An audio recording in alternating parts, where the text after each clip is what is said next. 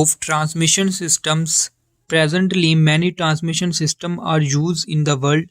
In selection of a suitable system, following factor considers cost, available infrastructure as a cable and dust, required capacity, future requirements. Metallic line system.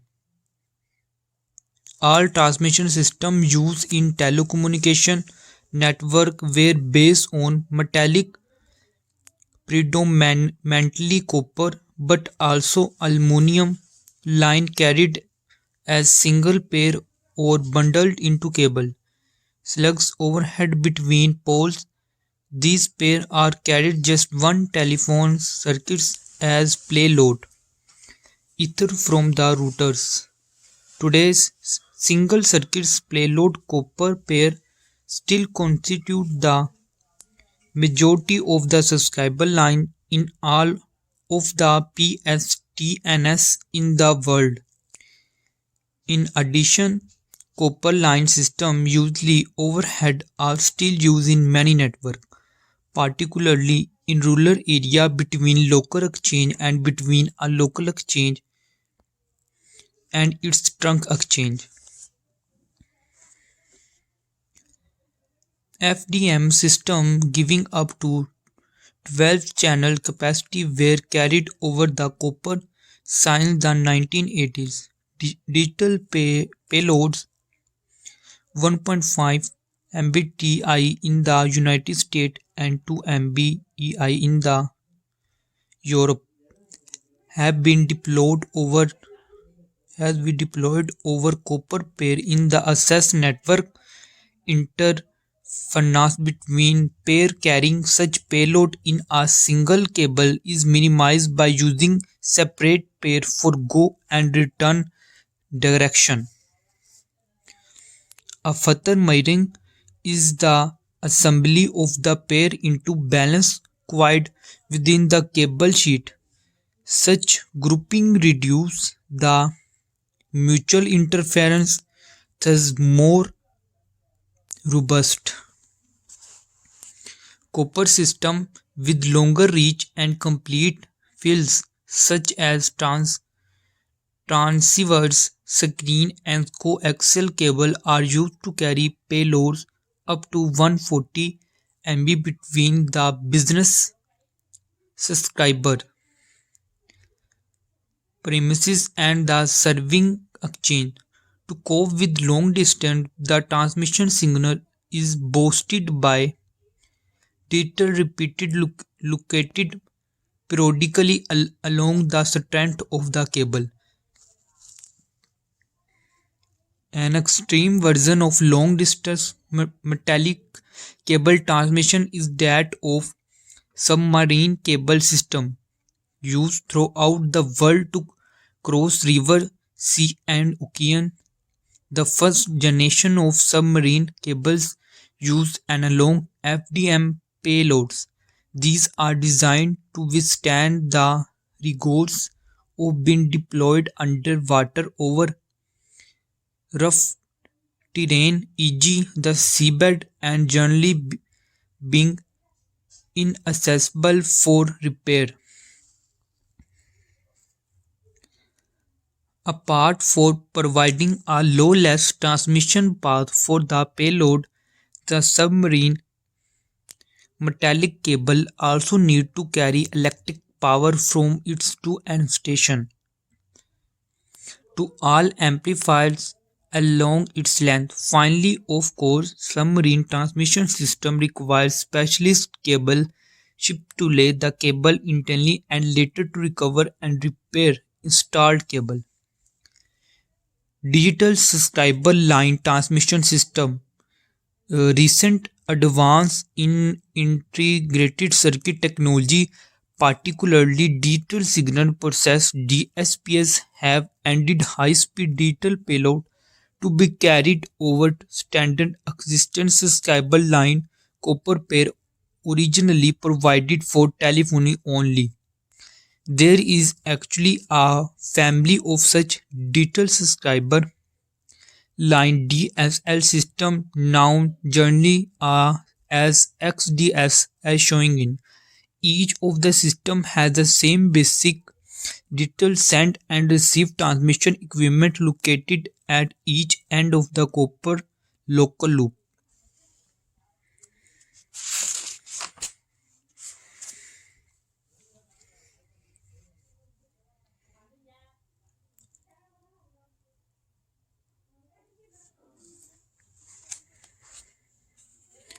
However, there are important differences within the range.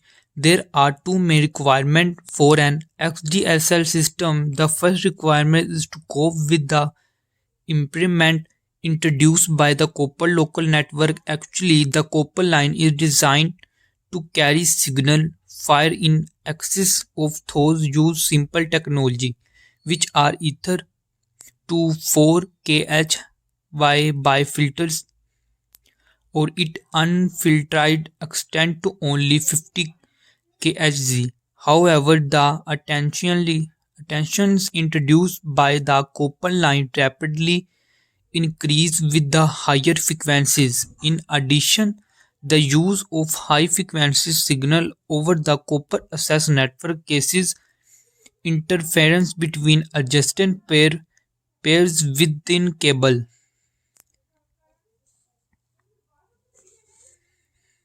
The name for the interference in crosstalk. The interference can occur at the near end to the transmitted signal near end crosstalk next or at the far end.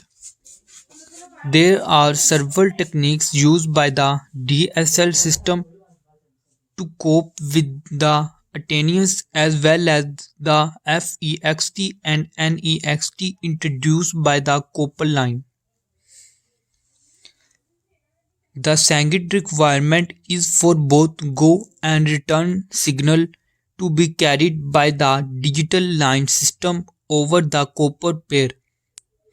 Even though the copper pair can support both direction of the transmission simultaneously, as described in Chapter 1, the XDSL electronic equipment at Ether and inherently and unidirectionally because of its dependence on semiconductor technology.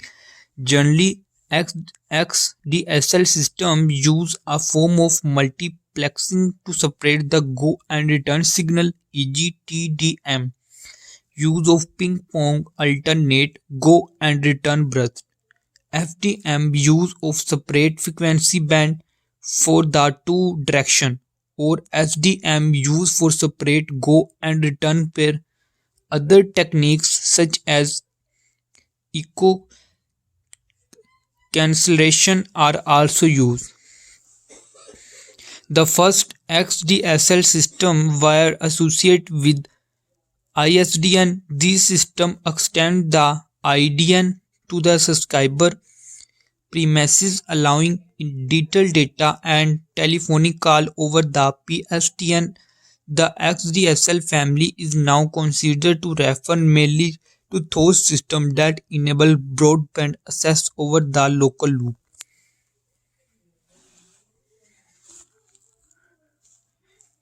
AS ADSL system. This system was designed originally to provide video on demand service, but it now widely overused by many PSTNs to provide broadband service, mainly high speed internet access, where use of optical fiber is not possible. ADSL use a filter at the subscriber premises and at the exchange end of the local loop to extract the standard telephony signal from the composite's broadband signal. Thus, the telephony service can be and separate from the broadband services. The latter comprises a medium speed upstream data channel and a high speed downstream channel.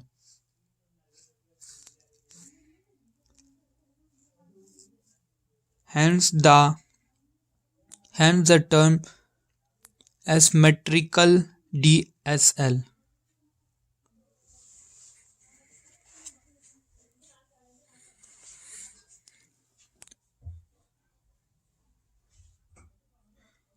The system copes with crosstalk and other form of interference by using a technique known as discrete multitone modulation, or alternatively known as orthogonal frequency division multiplexing.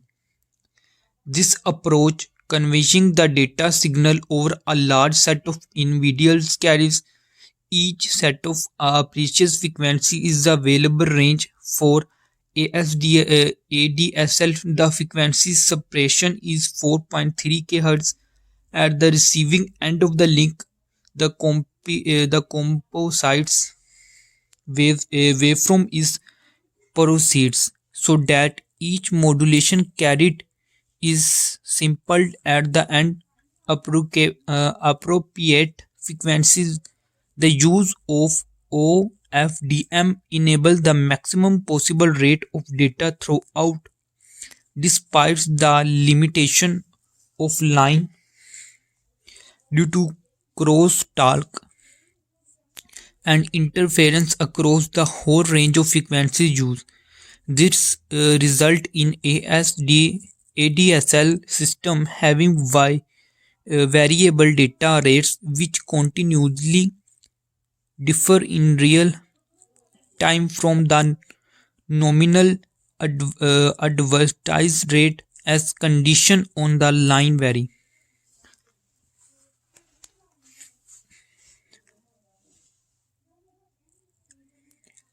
Duplex working transmission in both directions over the single copper pair is achieved using separate band of frequencies for up and downstream. A technique known as frequency division duplex shows the special allocation of ADSL with prefer condition. In the absence of interference, data rates of up to some 2 Mbits can be carried over allowed 5 km of copper line with up to 8 MB over length of about 2.7 km. These figures will improve with progressive upgrades to the ADSL equipment.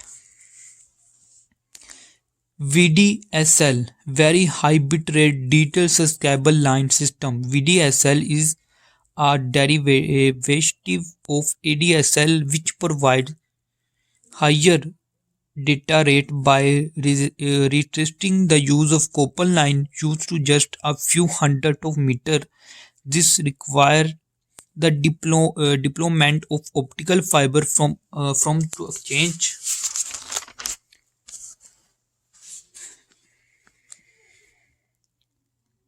building to the VDSL equipment housed in street cabinet. This hybrid optical fiber copper system provide data rate up to some 52 MB over 300 M of copper pair of some 12.96 MB over 1.350 M of copper lines. HDSL, High Bitrate Digital Subscriber Line System. HDSL provides high-speed data transmission over 2 or 3 pair of copper cable rates of 2 Mbits. Symmetrically can be carried over 3 pairs up to distance of 4.6 km. Network operation typically use HDSL to provide the local ends of digital private circuits for business customer where optical fiber local end cannot be justified or in advance for later deployment of optical fiber.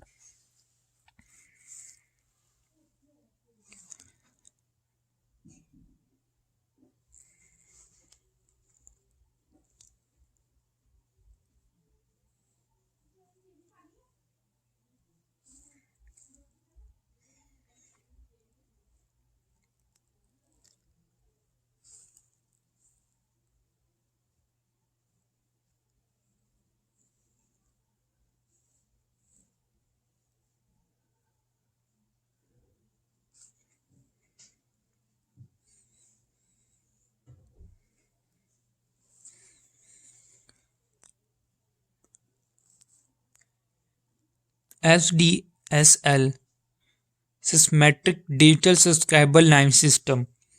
SDSL is a derivative of ADSL but with equal transmission capacity upstream and downstream. This means that the next interference dominates at each end, and consequently the achievable speed are much lower than from an ADSL system over a single pair in the same network. Point to point optical fiber system offer the highest bandwidth of all transmission system, potentially up to the